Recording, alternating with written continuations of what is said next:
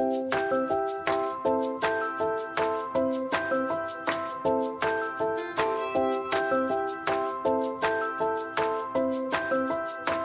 my name is Kat. I am the Community Outreach Dietitian at Lee Health Coconut Point, and today we're going to be making candied pecans, which is perfect for the holiday season.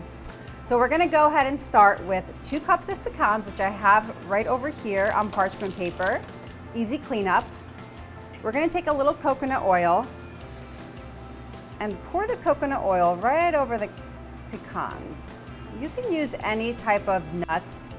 Some people use walnuts and pecans. You can use whichever one you prefer. We have a little maple syrup right here, so we're going to go ahead and just about a tablespoon, and we'll reserve the other tablespoon for after. A little sugar. Again, you can alter the sugar depending on how you like them. You can use coconut sugar or regular sugar. We're going to put a little cinnamon. I love cinnamon, so you can't really put too much cinnamon. We're going to put a little smidge of nutmeg, and we're just going to kind of toss these up. The oven is preset to 350, so we're going to cook them for about 15 minutes total.